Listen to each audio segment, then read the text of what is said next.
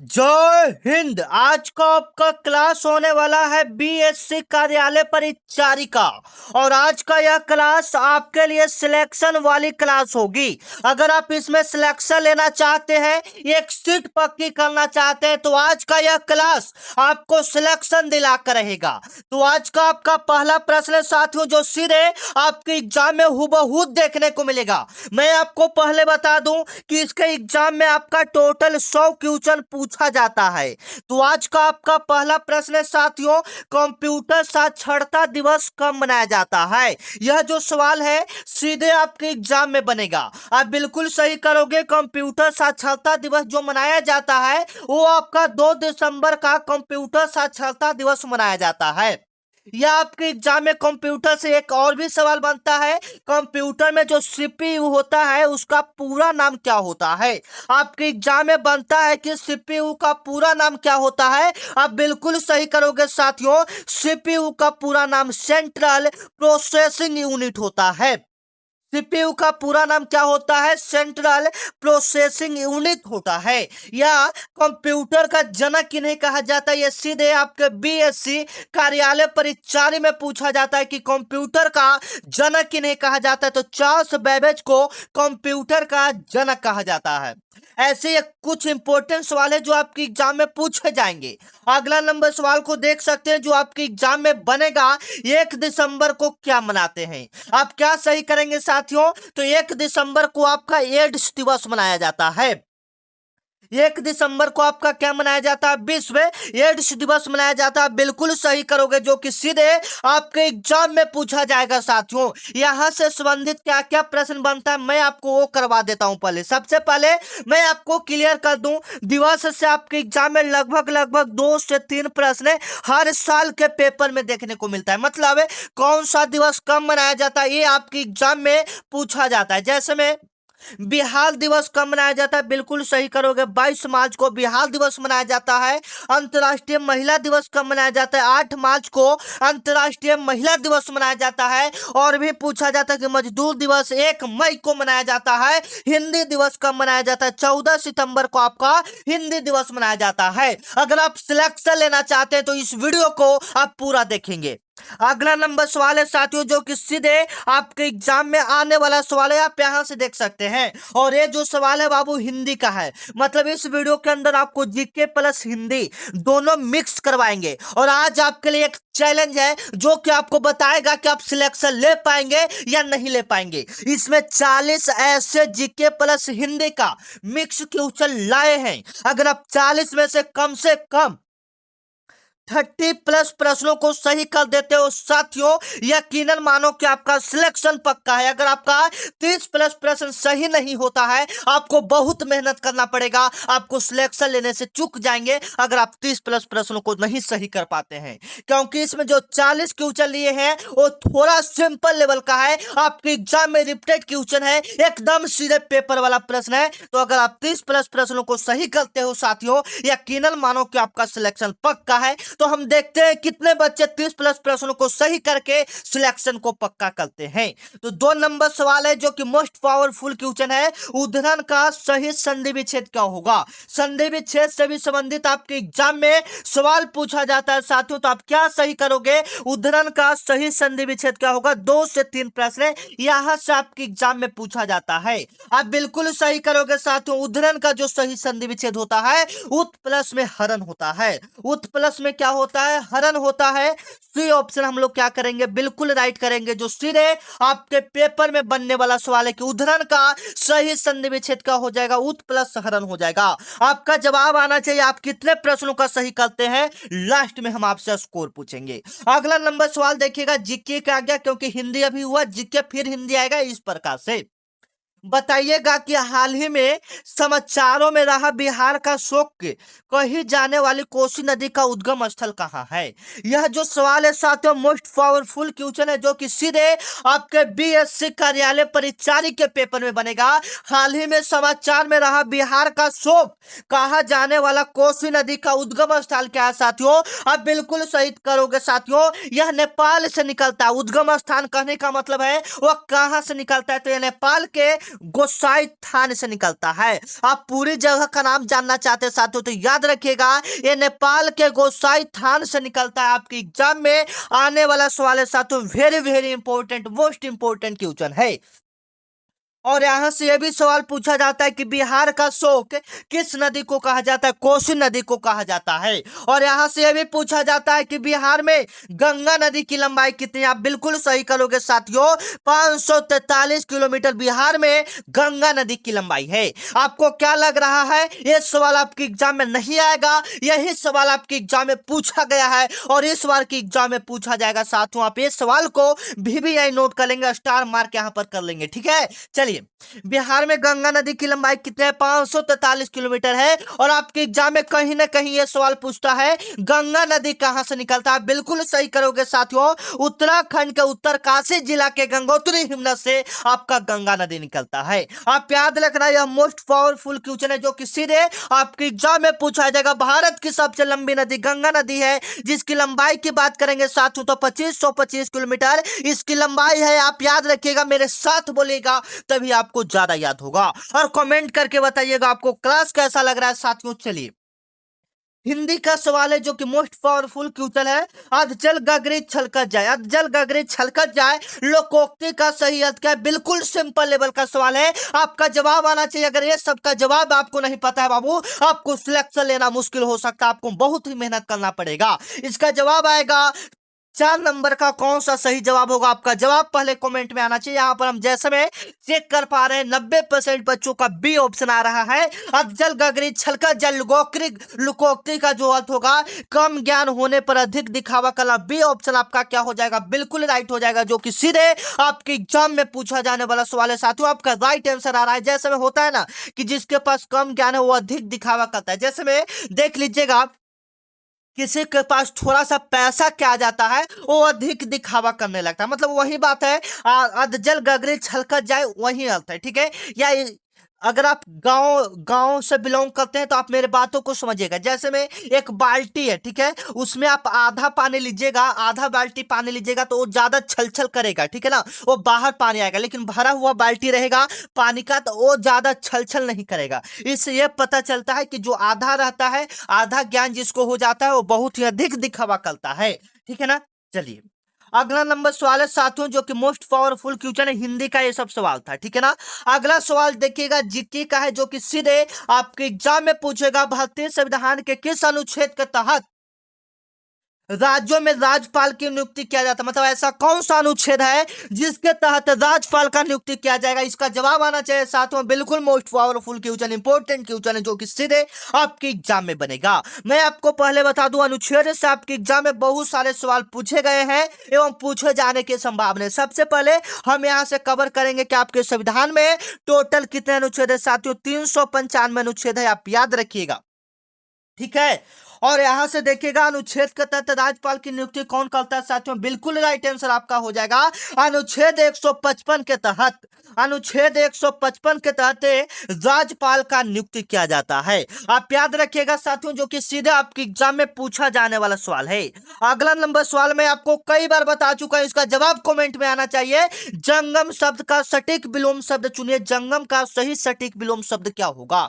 इसका जवाब आप लोग का कमेंट में आना चाहिए। देखते हैं कितने बच्चे इसका राइट आंसर दे पाते हैं। उससे पहले आपको बता दें, यह जो चैनल है साथियों जो कि गवर्नमेंट एग्जाम की सबसे बेहतरीन तैयारी करवाता है, जो चैनल आपका है उम्मा जी के ट्रिक है, यह गवर्नमेंट एग्जाम की एकदम बेहतरीन तैयारी जो कि आपको सिलेक्शन दिला कर रहता है। तो आप इसी के नाम पर उम्मा जी के ट्रिक चैनल को फटाफट अभी आप लोग सब्सक्राइब कर लीजिएगा, क्योंकि यहाँ पर डेली आपको तैयारी करवाया जाता है। सभी वैकेंसी, जो भी वैकेंसी आती है साथियों डीलेड, जैसे में railway group D, Bihar police, जो भी आपका आता है सभी चीज का यहाँ पर तैयारी किया जाता है। तो चैनल को आप लोग सब्सक्राइब कर लीजिएगा, क्योंकि यहां से अगला सिलेक्शन आपका ही होने वाला है साथियों, ठीक है। चलिए, तो यहां से आपका जवाब आना चाहिए जंगम शब्द का सटीक विलोम शब्द क्या होगा? जंगम का हो जाएगा स्थावर। जंगम मतलब क्या होता है साथियों? चलता हुआ मतलब चल रहा है। और अस्थावर का मतलब क्या होता है? रुका हुआ। तो जंगम शब्द का सटीक विलोम शब्द क्या हो जाएगा? अस्थावर हो जाएगा। बिल्कुल आप लोग सही करोगे। अगला नंबर सवाल है साथियों, जीके का सवाल है, आधुनिक बिहार का निर्माता किसे कहा जाता है? आधुनिक बिहार का निर्माता किसे कहा जाता है साथियों? आप बिल्कुल सही करोगे साथियों। आधुनिक बिहार का निर्माता किसे कहा जाता है? आपका जवाब आना चाहिए, आधुनिक बिहार का निर्माता किसे कहा जाएगा? आपका जवाब बिल्कुल राइट आ रहा है साथियों। सच्चिदानंद सिन्हा को आधुनिक बिहार का जनक कहा जाता है। आधुनिक बिहार का निर्माता किन्हें कहा जाता है? सच्चिदानंद सिन्हा को कहा जाता है। अब आप मुझसे पूछेगा कि ये सच्चिदानंद सिन्हा आखिर कौन थे सर? तो ये सच्चिदानंद सिन्हा भारत का जो आपका संविधान था उसका अस्थायी अध्यक्ष था। आपके एग्जाम में कई बार पूछा भी जा चुका है कि संविधान के अस्थायी अध्यक्ष कौन थे साथियों? डॉक्टर सच्चिदानंद सिन्हा थे। आप याद रखिएगा, जो कि सीधे आपके एग्जाम में पूछा जाने वाला सवाल है। और बिहार का आपके एग्जाम में पूछा जाता है कि पहला मुख्यमंत्री कौन था? बिल्कुल सही करोगे साथियों, श्री कृष्ण सिंह थे। आप याद रखिएगा, बिहार का पहला मुख्यमंत्री कौन था? श्री कृष्ण सिंह थे। आप याद रखिएगा। अगला नंबर सवाल है डॉक्टर राजेंद्र प्रसाद। डॉक्टर राजेंद्र प्रसाद हमारे भारत के प्रथम राष्ट्रपति थे। डॉक्टर राजेंद्र प्रसाद भारत के क्या थे? प्रथम राष्ट्रपति थे। आप याद रखना, जो कि सीधे आपके एग्जाम में पूछा जाने वाला सवाल है। अगला लंबा सवाल देखिएगा, मोस्ट पावरफुल क्वेश्चन है जो कि शुद्ध वर्तनी से पूछा गया है। निम्नलिखित में से शुद्ध वर्तनी वाले शब्द कौन सा होगा? आप बिल्कुल सही करोगे साथियों। शुद्ध वर्तनी वाला शब्द आपका कौन सा कवित्री आपका बिल्कुल सही लिखा हुआ है? कौन सा कवित्री यहाँ पर बिल्कुल सही लिखा हुआ है? कवयित्री, ये वाला ऑप्शन आपका क्या हो जाएगा? बिल्कुल राइट हो जाएगा, जो सीधे आपके एग्जाम में पूछा जाने वाला सवाल है साथियों। ठीक है, चलिए 9 नंबर आपका सवाल है, देखिएगा एकदम इंपॉर्टेंट सवाल है। विक्रमशिला गंगा डॉल्फिन अभयारण्य बिहार के किस जिले में स्थित है? विक्रमशिला गंगा डॉल्फिन अभयारण्य बिहार के किस जिले में स्थित है साथियों? आप बिल्कुल सही करोगे साथियों, भागलपुर में स्थित है।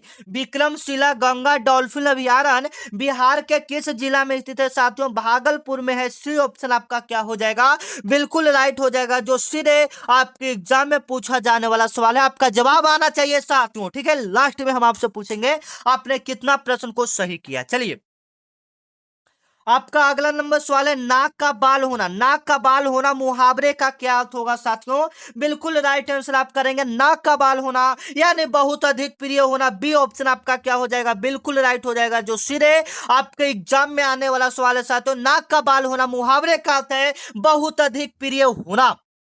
चलिए, अगला नंबर सवाल है साथियों, मौर्य काल के दौरान राजकीय मुद्रा को क्या कहा जाता था? मौर्य काल के दौरान राजकीय मुद्रा को क्या कहा जाता था? आपका जवाब आना चाहिए, जो कि सीधे आपके एग्जाम में पूछा जाने वाला एकदम इंपॉर्टेंट सवाल है साथियों। ऐसा सवाल आपके पेपर में बनता है। मौर्य काल के दौरान जो आपका मुद्रा था उसको पन कहा जाता था। उसको क्या कहा जाता था? पन कहा जाता था। ये ऑप्शन आपका क्या हो जाएगा? बिल्कुल राइट हो जाएगा, जो सीधे वेरी वेरी इंपॉर्टेंट सवाल है आपके एग्जाम के लिए। और अभी तक आप मेरे व्हाट्सएप ग्रुप को ज्वाइन नहीं किए साथियों, ज्वाइन कर लेंगे, क्योंकि वहां पर सबसे पहले आपको वैकेंसी जो भी आती है सबसे पहले आपको पता चलेगा। ठीक है ना? और जो भी क्लास का पीडीएफ इंपॉर्टेंट क्वेश्चन सारा आपको ग्रुप में डाला जाता है। अगर आप ग्रुप में जुड़ना चाहते हो तो यह मेरा व्हाट्सएप नंबर है 9334517119। आप इस पर बीएससी लिखकर मैसेज करेंगे। आप इस पर क्या करेंगे? बीएससी लिखकर मैसेज करेंगे। फिर मेरे तरफ से आपके पास एक व्हाट्सएप ग्रुप का लिंक जाएगा, जिस लिंक पर क्लिक करेंगे तो आप व्हाट्सएप ग्रुप में ज्वाइन हो जाएंगे। चलिए, तो ये आपका सवाल हो चुका है। अगला नंबर सवाल को देखिएगा, मोस्ट इंपोर्टेंट क्वेश्चन है जो कि सीधे आपके एग्जाम में आने वाला सवाल है। हिंदी का सवाल है, लंबोदर कौन सा समास है साथियों? मोस्ट इंपोर्टेंट क्वेश्चन है जो कि आपके एग्जाम में इस बार पूछा जाएगा। लंबोदर कौन सा समास है? आप बिल्कुल सही करोगे साथियों, लंबोदर कौन सा समास है? लंबोदर आपका होना चाहिए साथियों मेरे हिसाब से, क्योंकि जब भी भगवान का नाम आ जाए, गॉड का नाम आ जाए, वो आपका बहुब्रीहि समास होता है। जैसे मैं नीलकंठ हो गया, चक्रपाणी हो गया, लंबोदर हो गया, दशानन हो गया, नीलकंठ हो गया, ये सब आपका बहुव्रीहि समास होता है। और द्वंद्व समास की बात करें तो जिसमें आपका बीच में हलंत लगा रहे उसको हम लोग कहते हैं द्वंद्व समास, यानी बीच में योजक चिन्ह रहना चाहिए। जैसे में कहने का मतलब है राम और सीता, राम और सीता। आप यहाँ पर देख रहे हैं ये वाला लगा हुआ है, तो ये आपका कौन सा समास हो जाएगा? द्वंद्व समास हो जाएगा। अगला नंबर सवाल को देखिएगा, मोस्ट इंपोर्टेंट क्वेश्चन है, भारत में ब्लू फ्लैग प्रमाणन किस क्षेत्र से संबंधित है? मोस्ट इंपोर्टेंट क्वेश्चन है कि भारत में ब्लू फ्लैग प्रमाणन किस क्षेत्र से संबंधित है साथियों, जो कि सीधे आपके एग्जाम में आने वाला सवाल है। वेरी वेरी इंपॉर्टेंट सवाल है, भारत में ब्लू फ्लैग प्रमाणन किस क्षेत्र से संबंधित है साथियों? बिल्कुल आप लोग सही करोगे साथियों, समुद्री तट से संबंधित है। ये मतलब एक प्रकार का पुरस्कार है जो कि समुद्र को स्वच्छ रखता है, साफ रखता है, उसको दिया जाता है। तो समुद्री तट से संबंधित है, आप याद रखना। अगला नंबर सवाल है साथियों, देखिएगा एकदम इंपॉर्टेंट है, हिंदी का सवाल है। पावक किसका पर्यायवाची शब्द है? पावक किसका पर्यायवाची शब्द है साथियों? बिल्कुल आप लोग सही करोगे। पावक किसका पर्यायवाची शब्द है? पावक को और हम लोग क्या बोल सकते हैं? सबसे पहले तो आपका जवाब आना चाहिए, जल नहीं बोलेंगे, वायु नहीं बोलेंगे, पृथ्वी नहीं बोलेंगे, क्या बोलेंगे? पावक को और हम लोग अग्नि बोल सकते हैं। अगला नंबर सवाल को देखिएगा साथियों, बिहार विधानसभा में वर्तमान में कुल कितने सीटें हैं? बिहार विधानसभा में वर्तमान में टोटल कितने सीटें हैं साथियों? आप बिल्कुल सही करोगे, 243 सीटें हैं, जो कि सीधे आपके एग्जाम में पूछा जाने वाला सवाल है कि बिहार विधानसभा में वर्तमान में कुल कितने सीटें हैं? तो 243 सीट है, बिल्कुल आप लोग सही करोगे। अगला नंबर सवाल है साथियों, देखिएगा एकदम इंपॉर्टेंट सवाल है, हिंदी का सवाल है, जिसे जीता ना जा सके, जिसे जीता ना जा सके उसके लिए एक शब्द में क्या होगा? जिसे जीता ना जा सके उसे एक शब्द में हम लोग क्या कहेंगे? आपका जवाब आना चाहिए। अजय कहेंगे, जिसको जीता ना जा सके उसको एक शब्द में क्या कहेंगे साथियों? अजय कहेंगे। बी ऑप्शन आपका क्या हो जाएगा? बिल्कुल राइट हो जाएगा, जो कि आपके एग्जाम में आने वाला सवाल है साथियों। जिसे जीता ना जा सके उसे हम लोग क्या कहते हैं? अजय कहते हैं। चलिए अगला नंबर सवाल है, विटामिन बी 12 में कौन सी धातु पाई जाती है? विटामिन बी 12 में कौन सी धातु पाई जाती है साथियों? आप बिल्कुल सही करोगे साथियों, कोबाल्ट पाया जाता है। विटामिन बी 12 में कौन सा धातु पाया जाता है? कोबाल्ट पाया जाता है। सी ऑप्शन आपका क्या हो जाएगा? बिल्कुल राइट हो जाएगा, जो सीधे आपके एग्जाम में पूछा जाने वाला है कि विटामिन बी 12 सबसे ज्यादा किस धातु में पाया जाता है? कोबाल्ट में पाया जाता है। आप बिल्कुल सही करोगे, जो कि सीधे आपके एग्जाम में आने वाला सवाल है। अगला नंबर सवाल है साथियों, हिंदी का सवाल है, अभिग शब्द का विलोम क्या होगा? अभिग शब्द का विलोम आपका क्या होगा साथियों? बिल्कुल राइट आप लोग करेंगे, अग होगा। अभिग का उल्टा क्या होगा? अग हो जाएगा। ये ऑप्शन आपका क्या हो जाएगा? बिल्कुल राइट हो जाएगा साथियों। अभिग शब्द का विलोम क्या होता है? तो अग होता है। ये ऑप्शन आपका क्या हो जाएगा? बिल्कुल राइट हो जाएगा। अगला नंबर सवाल को देखिएगा साथियों, चंपारण सत्याग्रह 1917 के दौरान गांधी जी को किसने आमंत्रित किया था? जब चंपारण सत्याग्रह 1917 में हुआ था, महात्मा गांधी जी के द्वारा भारत में किया गया पहला आंदोलन चंपारण आंदोलन था, यह 1917 में किया गया था। और किसने आमंत्रित किया था गांधी जी को? तो राजकुमार शुक्ला ने गांधी जी को आमंत्रित किया था कि हमारे बिहार में आइए, ऐसा ऐसा प्रोग्राम है।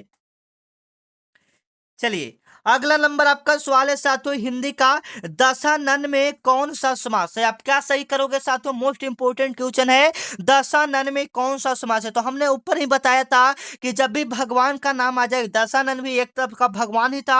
आप याद रखिएगा, ये बहुब्रीहि समास हो जाएगा। दशानन कौन सा समास हो जाएगा? बहुब्रीहि समास हो जाएगा साथियों, आप याद रखिएगा। चलिए अगला नंबर आपका सवाल है साथियों, विश्व का सबसे ऊंचा शांति स्तूप बिहार में कहाँ स्थित है? विश्व का सबसे ऊंचा जो सांची का स्तूप है उस बिहार में कहाँ स्थित है साथियों? आप बिल्कुल सही करोगे, ये आपका राजगीर में स्थित है। सी ऑप्शन आपका क्या हो जाएगा? बिल्कुल राइट हो जाएगा। अगला नंबर आपका सवाल है साथियों, देखिएगा हिंदी का सवाल है, उत्कर्ष का विलोम शब्द क्या होगा? मोस्ट इंपोर्टेंट क्वेश्चन है कि उत्कर्ष का विलोम शब्द क्या होगा साथियों? आप बिल्कुल सही करोगे, उत्कर्ष का विलोम शब्द अपकर्ष होगा। उत्कर्ष का क्या हो जाएगा? अपकर्ष हो जाएगा। बी ऑप्शन आपका क्या हो जाएगा? बिल्कुल राइट हो जाएगा, जो सीधे आपके एग्जाम में पूछा जाने वाला सवाल है। अगला नंबर सवाल पर पकड़ बनाते हैं, जीके का सवाल है, सौर मंडल का सबसे गर्म ग्रह कौन सा है? सौर मंडल का सबसे गर्म ग्रह कौन सा? साथियों आप बिल्कुल सही करोगे साथियों। सौर मंडल का सबसे गर्म ग्रह आपका शुक्र हो जाएगा। सौर मंडल का सबसे गर्म ग्रह कौन सा हो जाएगा? शुक्र हो जाएगा। बी ऑप्शन आपका क्या हो जाएगा? बिल्कुल राइट हो जाएगा, जो सीधे आपके एग्जाम में पूछा जाने वाला सवाल है साथियों। अगला नंबर सवाल पर पकड़ डालते हैं। हिंदी का सवाल है, तद्भव शब्द का चयन कीजिए। इसमें कौन सा तद्भव होगा साथियों? आप बिल्कुल राइट करोगे, तद्भव। तो तद्भव किसको कहते हैं? तो संस्कृत के बिगड़े हुए रूप को तद्भव कहते हैं। ठीक है ना? तो अग्नि जैसा में संस्कृत जैसा जो शब्द रहता है उसको तत्सम कहते हैं। जो संस्कृत जैसा शब्द रहता है उसको क्या कहते हैं? तत्सम कहते हैं। तो अग्नि संस्कृत जैसा है, यह तत्सम हो जाएगा। पुष्प आपका संस्कृत जैसा शब्द है तो तत्सम। चतुर्दश तत्सम। लेकिन यहाँ पर सूरज आपका क्या हो जाएगा? तद्भव हो जाएगा। आप याद रखना, इंपॉर्टेंट सवाल है। चलिए अगला नंबर सवाल है साथियों, जयप्रकाश नारायण को किस नाम से जाना जाता है? जयप्रकाश नारायण को किस नाम से जाना जाता है? बिल्कुल सही करोगे साथियों। जयप्रकाश नारायण को लोकनायक के नाम से जाना जाता है। बी ऑप्शन आपका क्या हो जाएगा? बिल्कुल राइट हो जाएगा। जयप्रकाश नारायण को किस नाम से जाना जाता है? तो लोकनायक के नाम से जाना जाता है, जो कि आपके एग्जाम में आने वाला सवाल है, मोस्ट इंपोर्टेंट क्वेश्चन है। चलिए अगला नंबर सवाल है साथियों, हिंदी का सवाल है, कलुष का विलोम शब्द क्या होगा? कलुष का आपका विलोम शब्द क्या होगा? तो निकलुष होगा। कलुष का क्या हो जाएगा? निष्कलुष हो जाएगा। सी ऑप्शन आपका क्या हो जाएगा? बिल्कुल इंपॉर्टेंट हो जाएगा।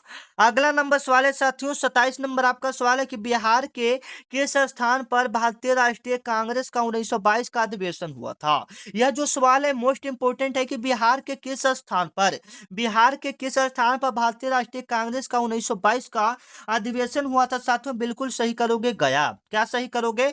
गया। सी ऑप्शन आपका क्या हो जाएगा? बिल्कुल राइट हो जाएगा। चलिए आपका 28 नंबर सवाल है साथियों, हिंदी का सवाल है, देखिएगा इंपॉर्टेंट सवाल है। सिर सहलाए भेजा खाए का अर्थ क्या है? सिर सहलाए भेजा खाए का अर्थ क्या है साथियों? सिर सहलाए भेजा खाए का अर्थ क्या है साथियों? बिल्कुल आप लोग सही करोगे, दोस्त पहुंच बनकर हानि पहुंचाना। यानी सिर सहलाए मतलब आपका माथा सहलाया और आपका भेजा खाया, यानी दोस्त बनकर क्या कर रहा है? हानि पहुंचाना। सी ऑप्शन इसका क्या हो जाएगा? बिल्कुल राइट हो जाएगा। चलिए सफेद कोयला किसे कहा जाता है साथियों? बताइएगा, सफेद कोयला किसे कहा जाता है? आपका जवाब क्या आएगा साथियों?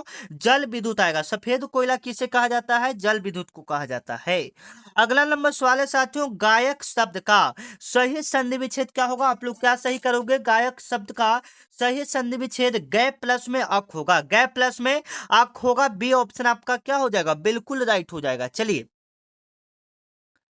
बिहार केसरी को किसे कहा जाता है? बिहार केसरी किसे कहा जाता है? तो डॉक्टर श्री कृष्ण सिंह को बिहार केसरी के नाम से जाना जाता है। बी ऑप्शन आपका क्या हो जाएगा? बिल्कुल राइट हो जाएगा, जो सीधे आपके एग्जाम में पूछा जाने वाला सवाल है साथियों। चलिए हिंदी हिंदी का सवाल है, जो कम बोलता हो उससे क्या कहते हैं? जो कम बोलता हो उसे मितभाषी कहते हैं। उसे हम लोग क्या कहते हैं साथियों?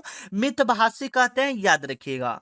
अगला नंबर सवाल है साथियों, प्रसिद्ध मधुबनी पेंटिंग को अन्य किस नाम से जाना जाता है? बिल्कुल सही करोगे, जो मधुबनी पेंटिंग है उसको अन्य किस नाम से जानेंगे साथियों? आप लोग बिल्कुल सही करोगे। तो जो आपका मधुबनी पेंटिंग है साथियों, उसको मिथिला कला के नाम से जाना जाता है। किस नाम से जाना जाता है? मिथिला कला के नाम से जाना जाता है। ये ऑप्शन आपका क्या हो जाएगा? बिल्कुल राइट हो जाएगा। अगला नंबर सवाल पर पकड़ बनाइएगा, जो कि मोस्ट इंपोर्टेंट है। आंखें फेर लेना। आंखें फेर लेना मुहावरे का अर्थ क्या होता है साथियों? आंखें फेर लेना मुहावरे का अर्थ होता है उदासीन हो जाना। क्या हो जाना? उदासीन हो जाना। आप याद रखिएगा। चलिए आपका अगला सवाल है कि कंप्यूटर साक्षरता दिवस कब मनाया जाता है? आपको ऊपर ही बताए थे कि 2 दिसंबर को आपका कंप्यूटर साक्षरता दिवस और 1 दिसंबर को विश्व एड्स दिवस मनाया जाता है। चलिए 36 नंबर सवाल है, अस्थावर का विलोम शब्द जंगम। जंगम आपको ऊपर ही करवाए थे। चलिए अगला नंबर सवाल है, भारत के किस राज्य में छठ पूजा मुख्य रूप से मनाई जाती है? बताइएगा, मुख्य रूप से कहां पर मनाई जाती है? आप सभी को पता होगा, बिहार। और आप लोग जो मेरा वीडियो देख रहे हैं, हम आशा करें कि आप लोग जितने भी बच्चे होंगे बिहार से ही मेरा वीडियो को कवर कर रहे होंगे। एक बार कमेंट करके बताइएगा मेरा वीडियो आप लोग कहाँ से देख रहे हैं। ठीक है ना साथियों? चलिए अगला नंबर सवाल है साथियों, शुद्ध वाक्य का चयन करें। शुद्ध वाक्य का चयन करें, इसमें कौन सा शुद्ध वाक्य है साथियों? शुद्ध वाक्य इसमें कौन सा होगा? सीता ने गीत गाई, ये सही होगा। या सीता ने गीत गाए, ये सही होगा। या सीता ने गीतों को गाई, ये सही होगा। या सीता गीत गाई। आपको लग रहा होगा कि सीता ने गीत गाई, ये सही होगा, लेकिन ये सही नहीं होगा बाबू। सीता ने गीत गाया, ये सही है, ठीक है ना। सीता ने गीत गाया, बी ऑप्शन आपका क्या हो जाएगा? बिल्कुल राइट हो जाएगा। चलिए, 39 नंबर सवाल है कि राज्यसभा का सभापति कौन होता है? बिल्कुल आप लोग बताइए। तो उपराष्ट्रपति, वाइस प्रेसिडेंट होता है। चलिए, अगला नंबर सवाल है साथियों, देखिएगा, पुरस्कार में कौन सा संधि है? पुरस्कार में आपका कौन सा संधि साथियों? तो पुरस्कार में आपका विसर्ग संधि। पुरस्कार में कौन सा संधि? विसर्ग संधि। अब आते हैं आपका स्कोर पर कि 40 में से आपका कितना स्कोर हुआ, कमेंट में बताइए। आपका कितना स्कोर हुआ साथियों, कमेंट में बताइए, ठीक है ना। देखना चाहते हैं कि आप लोग का कितना प्रश्न सही हुआ। हमने टारगेट लेकर चला था 30 प्लस प्रश्नों का सही करने का। जिनका जिनका 30 प्लस प्रश्न सही है साथियों, वो बहुत ही मेहनत करेंगे और सिलेक्शन तो उनका पक्का ही है, क्योंकि अगर इसमें 30 करते रहे तो लगभग लगभग मानिए कि आपका एग्जाम क्लियर है। अगर जिनका 30 कम से कम 25 से आपका कम हो रहा है बाबू, तो समझ लीजिए, ठीक है। आप समझ लीजिए, मुझे बोलने की जरूरत नहीं, ठीक है ना। चलिए, मिलते हैं नेक्स्ट वीडियो में, तब तक लग जय हिंद।